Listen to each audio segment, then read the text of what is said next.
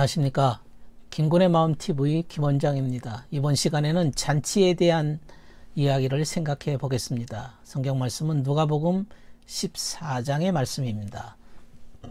성경에는 먹고 마시는 이야기가 굉장히 많이 등장합니다.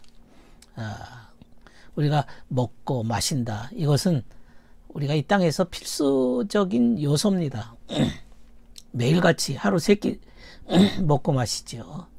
그것은 내 육체를 위해서 먹고 마셔야 됩니다. 주님께서는 이러한 목적을 위해서 인간들에게 식물도 주시고 동물도 주시고 뭐 여러 가지를 인간들에게 주셨습니다. 인간들은 여럿이 이렇게 앉아서 먹고 마시는 것을 좋아합니다. 예.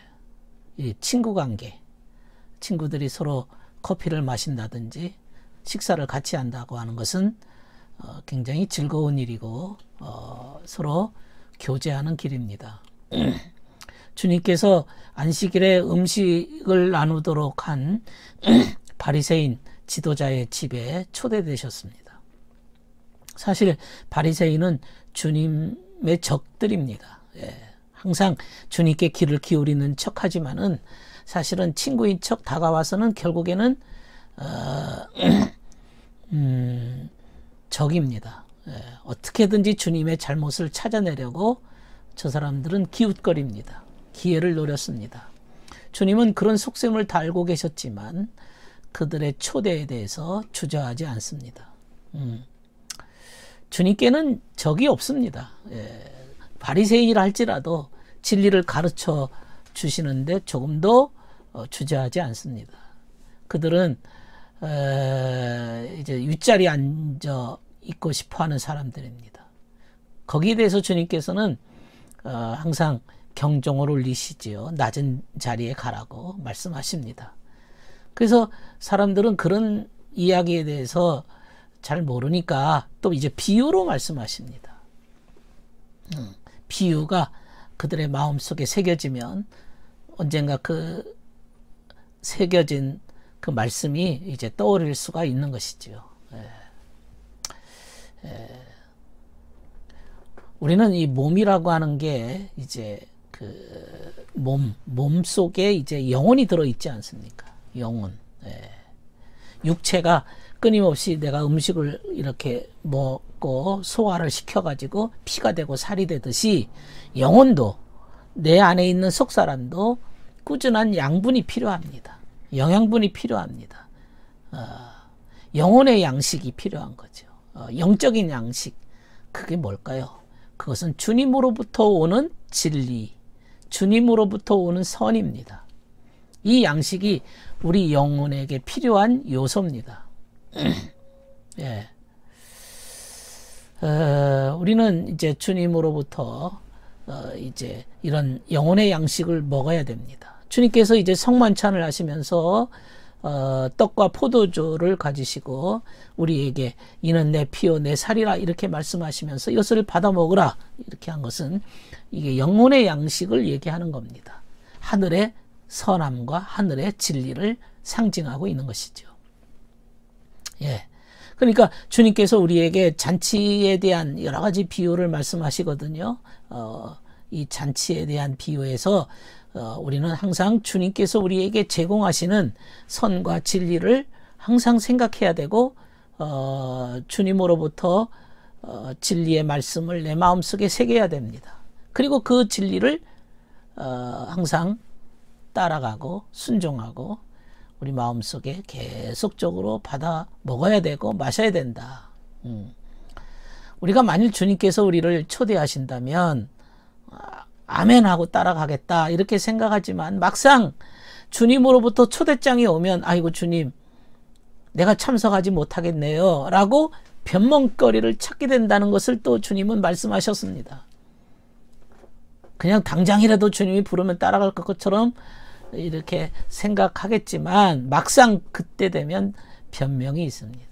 주님은 그 세 가지 변명에 대해서 말씀하시는데 첫째 사람은 어떤 사람인가 하면 내가 밭을 샀습니다.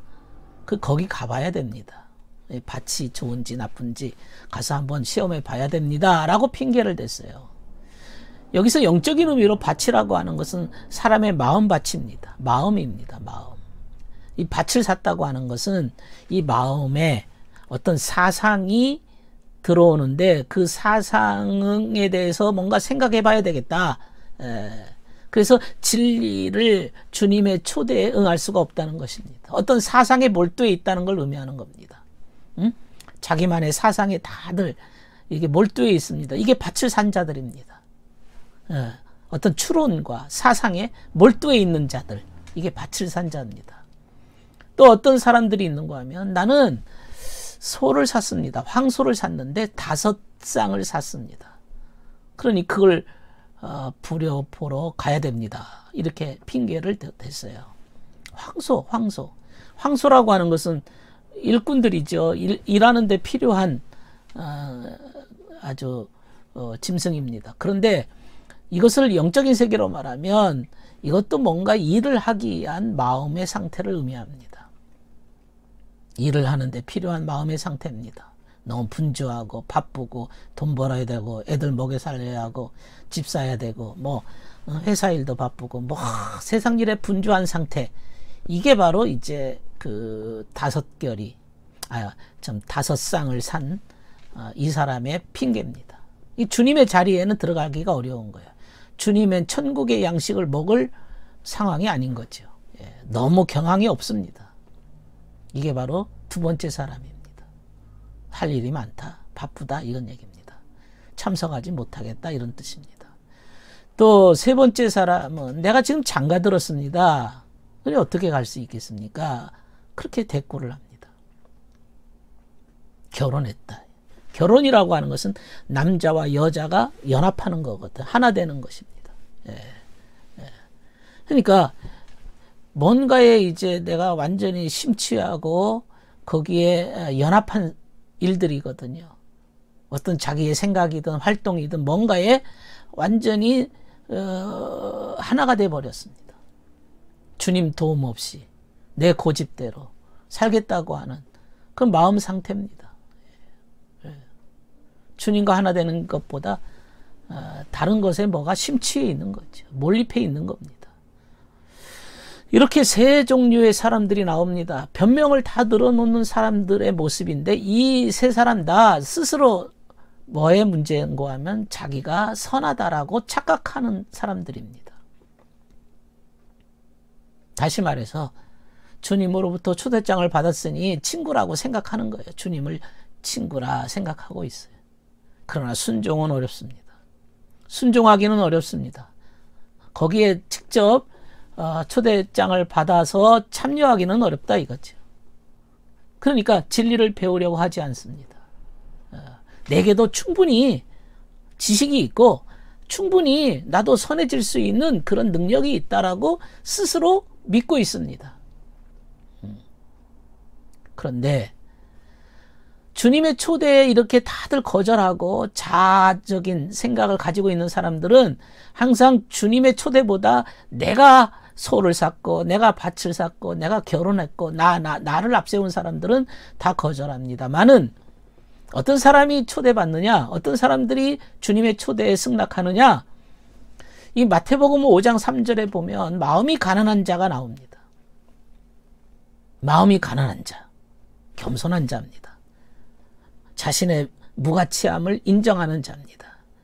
주님의 선하심에 비해서 나는 너무나도 어리석고 미련하고 우둔하고 가치가 없습니다.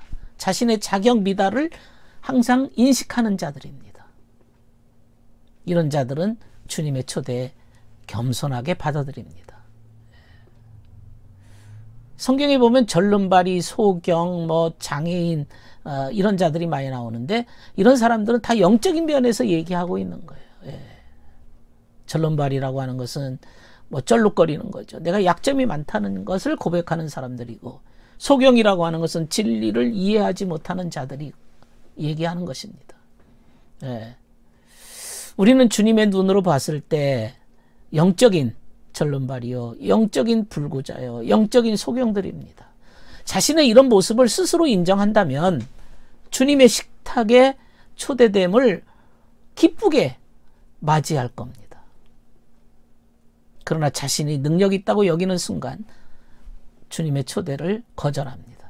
요한계시록 3장 17절에 보면 너는 스스로 부자라 하면서 풍족하고 부족할 것이 조금도 없다고 말하지만 실상은 네 자신이 비참하고 불쌍하고 가련하고 눈물고 뻘겋어졌다는 사실을 깨닫지 못하고 있구나. 이런 말씀을 하셨습니다. 들어주셔서 감사합니다.